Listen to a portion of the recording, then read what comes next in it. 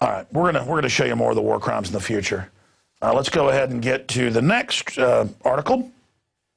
You notice as we do these evil things, all of our blessings are leaving us. We're reaping what we sow.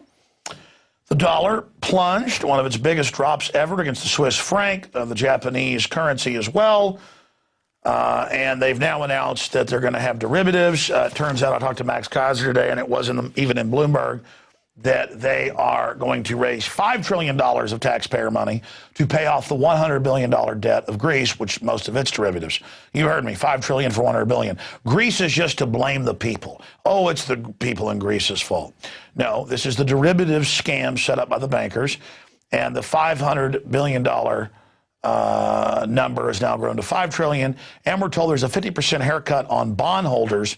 That's only on certain non-institutional bondholders. The general public will get their bonds cut in value, but the big bankers will get $5 trillion on 100 bill and set up a dictatorship government over the entire system. But again, the establishment doesn't like us in the age of cell phones uploading video of piles of dead kids. And so they're moving to start censoring the internet. And that leads us to our next article, Rogue Websites Banned. The bill has been introduced in the U.S. House. That's from French news agency.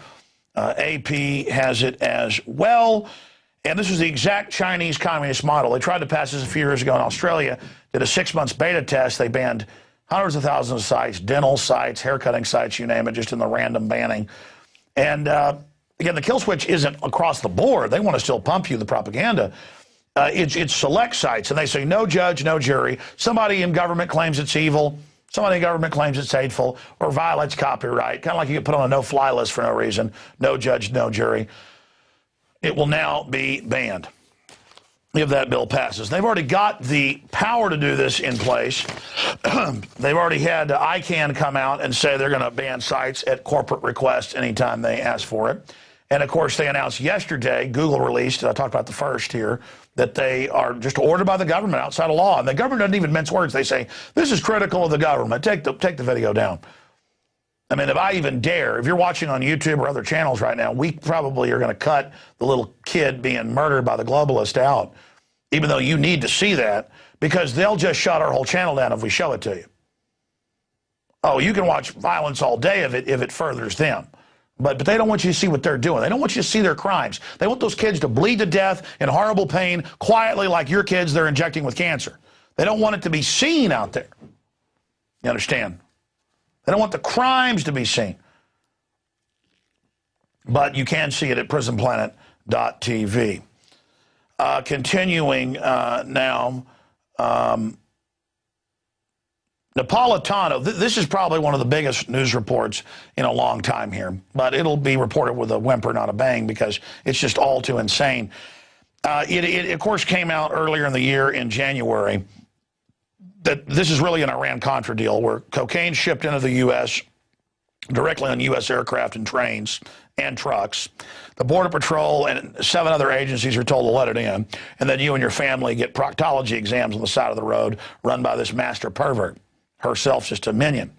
Now, I mean, there she is, or whatever it is. The point is that all of this is happening, and it came out when John P.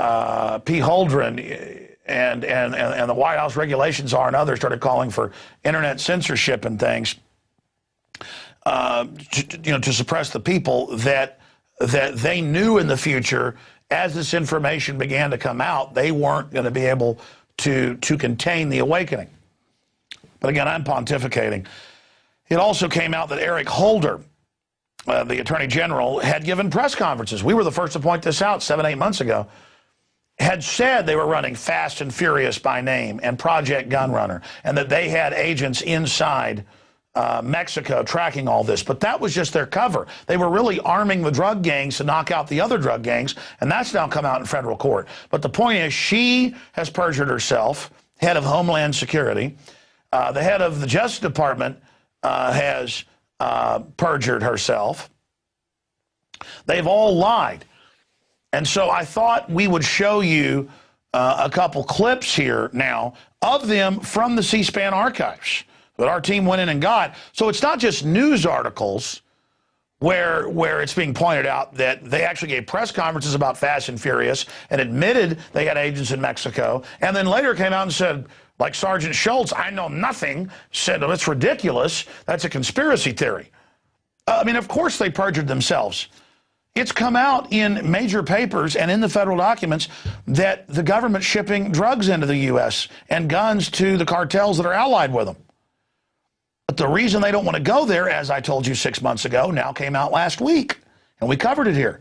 Issa had to admit, oh, it turns out Bush was involved in this. Of course, and Clinton, and Bush Sr., and Ronald Reagan, Iran-Contra. Back to Vietnam. Our government is run by narcotics trafficking murderers who will take your pension fund and set up a federal police force to bludgeon your brains out to protect a criminal operation. Wake up to them. They're the terrorists. They're the criminals. Get it through your head. They're people murdering kids. They're anti-American. The Vatican's calling for global government right now and global banks running everything. Figure it out. I call her evil and stuff, and it's fun to hate her, but she's just some cutout suit, old crusty, you know, jackboot who they roll out there to lie to you and read off a teleprompter. All right, let's go ahead and go to all her lies. Here they are. When did you learn of Fast and Furious for the first time? I learned of it after the death of Agent Terry. And when did you learn that gun walking was part of Fast and Furious? I would say sometime between his death and the early spring. To your knowledge, has anyone ever communicated, or did anyone communicate with Mexican authorities that guns were being allowed to cross our border into Mexico in contravention of their gun laws? I can only speak for communications that I know of, and I know of no such communications. Correct, yeah. So someone at the Department of Justice had to know about Fast and Furious for the T3 to ever have been approved, correct? I just can't comment. I don't know that there was a T3 approved in Fast and Furious. If there were a T3 approved in Fast and Furious, and there were, the Department of Justice would had to have known about it, correct? I'm going to leave that for your own investigation, sir. I'm just not going to comment or go beyond what I know, and what I know is that after the death of Agent Terry, the Fast and Furious label became apparent, and we became knowledgeable about it.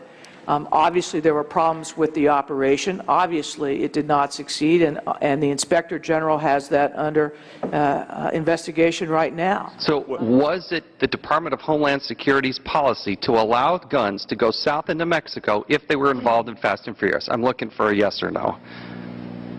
No.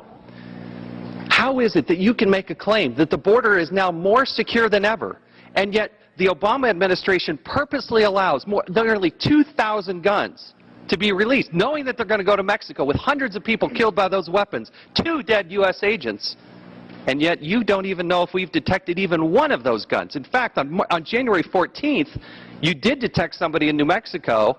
There were 8 guns found. They didn't even run a trace on them, and you let those guns go into Mexico. I find that absolutely stunning. And for you to have 2 dead agents and to have never had a conversation with Eric Holder about Fast and Furious and about this area is totally unacceptable. Totally unacceptable. Chairman's time has expired.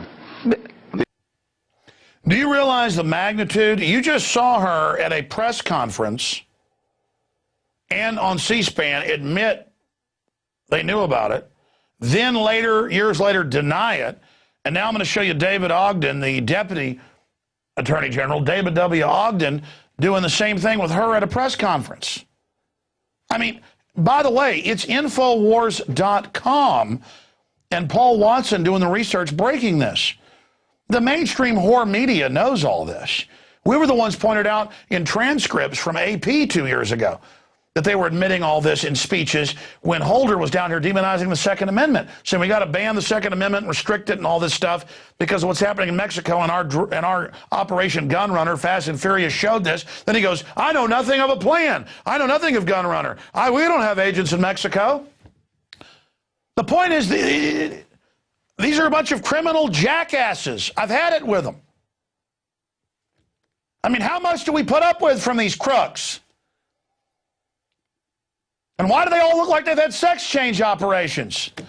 I mean, I can't get into the club unless I'm sorry. I shouldn't even attack them at that level. I just can't handle it anymore. Why are we ruled by chicken neck scum that should be so easy to defeat?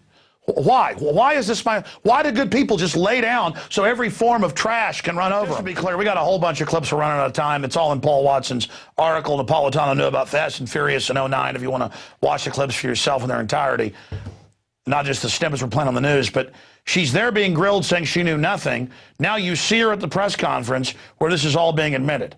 But, I mean, we already have 8 agencies now, it turns out, involved in this. They're shipping drugs all over the U.S. They're shipping guns all over the U.S., not just Mexico. The government runs this. It's a $500 billion industry. You got to know this chipmunk and the other ones are running it. Of course, it's $500 billion. You think that's being hidden in some crack house down the road?